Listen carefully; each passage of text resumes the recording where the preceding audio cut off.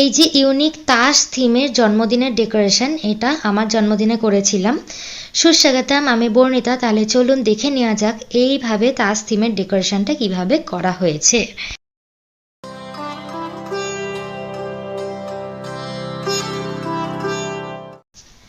প্রথমে একই মাপের কাগজ নিয়ে নেব, লাল আর সাদা। তো এর মধ্যে থেকে প্রথমে সাদা কাগজটাকে নেব আর সেটাকে এরকম লম্বা লম্বি মাঝখান থেকে ভাঁজ করে নেব। ভাঁজ করে নেওয়ার পর যেটা করতে হবে যে এটার উপরে আমি একটা লাভ শেপ ড্র করব। বুঝেই গেছেন, যেহেতু তাস থিমের হচ্ছে, তাসের মধ্যে যে লাভ শেপ থাকে লাল রঙের, সেটাই আমি এখন এখানে বানিয়ে নিচ্ছি। তো এটাকে হচ্ছে এরকমভাবে লাভ শেপটা করে নেবার পরে ভালো করে কেটে নিতে হবে। আর কাটলে পরে যেটা হবে হচ্ছে, এক ধার দিয়ে এঁকেছি, কাটলে ভাঁজ করে নেওয়ার পরে এটা দুধারেই কিন্তু সমানভাবে লাভ শেপটা হয়ে যাবে। তো এটাই কেটে করে নেব লাভ শেপটা। এবারে লাল কাগজ নিয়েছি, এর উপর দিয়ে এই লাভ শেপটাকেই ড্র করে নেব।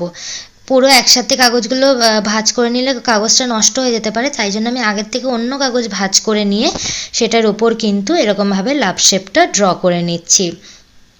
আর এখানে আর একটা বলে রাখি, এইখানে আমি একসাথে 4টে কাগজ নিয়ে নিয়েছি, যেহেতু আমার 4টে লাভ শেপ লাগবে, তাই একসাথে 4টে কাগজ নিয়ে নিয়েছি। সেটাও একবার দেখিয়ে দিই, এই যে 4টে আছে একই মাপের কাগজ।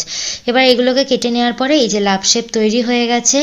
এবারে তাসে তো আরও অনেক ডিজাইন থাকে, যেমন হচ্ছে এই যে বরফির মতো লাল রঙের বরফি, তারপরে থাকে হচ্ছে এই যে ফুলের মতো একটা, আর পান পাতার মতো একটা থাকে। এগুলো যদিও আমি নাম ধাম জানি না, ওই জন্য আমি নাম ঠিক বলতে পারলাম না। যদি আপনারা নাম জেনে থাকেন তাহলে কমেন্টে অবশ্যই জানাবেন।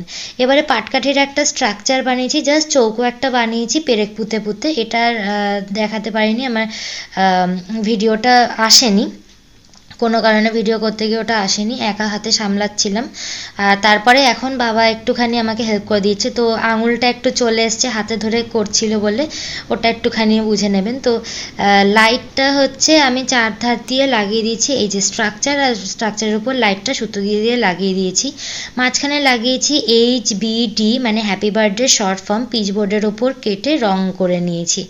এবারে এই যে শেপগুলো আছে সেগুলোকে আমি এরকমভাবে লাগিয়ে দিচ্ছি। যদি আমার মতো করে শেপগুলো লাগান তাহলে একদম পরপর লাল কালো এরকমভাবে আসবে, এক একটা লাইনে 4টে করে শেপই আসবে। তো আমার শেপগুলো লাগানো হয়ে গেছে। এবারে ফাঁকা ফাঁকা লাগছিল বলে আমি প্রজাপতি এরকম কাগজ দিয়ে কেটে লাগিয়ে নিয়েছি। এই প্রজাপতি বানানোর ভিডিও কিন্তু আমার চ্যানেলে দেওয়া আছে, দেখে নিতে পারেন, আমি ডেসক্রিপশানে লিঙ্ক দিয়ে দেবো। আচ্ছা, এবার ডেকোরেশন কমপ্লিট হয়ে গেছে। লাইট জ্বালানোর পর কেমন দেখতে লাগছে দেখে নিন। এই ডেকোরেশনটা কিন্তু বার্থডে ছাড়াও আপনারা অন্য যে কোনো অনুষ্ঠানে, ছোটোখাটো হোক বড় হোক, অনুষ্ঠানে করে নিতে পারবেন। তাহলে ভিডিওটা কেমন লাগলো অবশ্যই লাইক কমেন্ট করে আমাকে জানাবেন। আর এমন ভিডিও দেখতে মিস করবেন না, সাবস্ক্রাইব করে দেবেন।